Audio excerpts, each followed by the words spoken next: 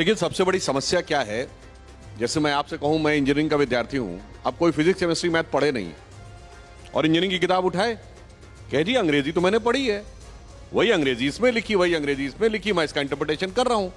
अब अंग्रेजी में ग्रेविटी का मतलब है व्यक्तित्व में गरिमा होना, और साइंस में ग्रेविटी का मतलब है g is equal to mass into acceleration.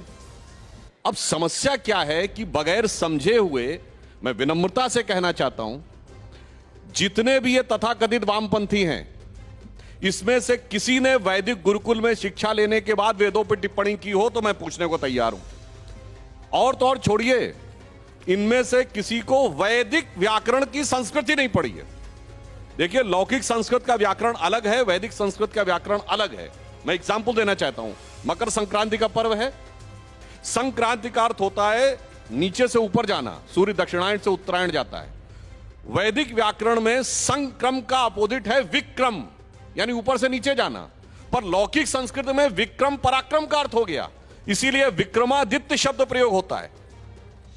तो इसका अर्थ क्या हुआ कि अगर आप अपने हिसाब से उसका अर्थ निकालेंगे तो अर्थ का अनर्थ कर ही लेंगे ना।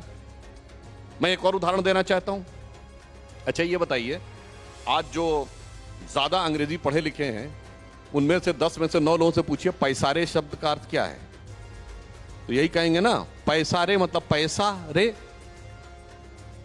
तो वो जाके रामचरितमानस में क्या अर्थ निकालेंगे, राम दुआरे तुम रखवारे, होत ना आज्ञा बिन पैसा रे, मतलब बगैर पैसे के तो आज्ञा होती नहीं थी। होगा 500 साल के बाद, मैं आपको बता रहा हूं। ये भाषाई वैमनस्य पैदा करके जैसे क्षेत्रीय भाषाओं को समाप्त किया जा रहा है, अंग्रेजी पढ़ के संस्कृत पढ़ी जा रही है। जब अंग्रेजी पढ़ के अवधि पढ़ी जाएगी 500 साल के बाद, तो कहा जाएगा पैसा रे का अर्थ यही पैसा रे था, और देखो ये भी प्रमाण है कि राम के काल में भी पैसा देने के बाद ही गवर्नमेंट ऑर्डर निकलता था।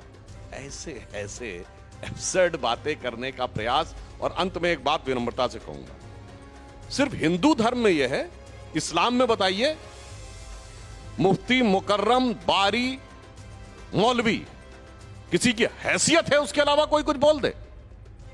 क्रिश्चियनिटी में आर्क बिशप, कार्डिनल, फादर, किसी की हैसियत है कोई बोल दे।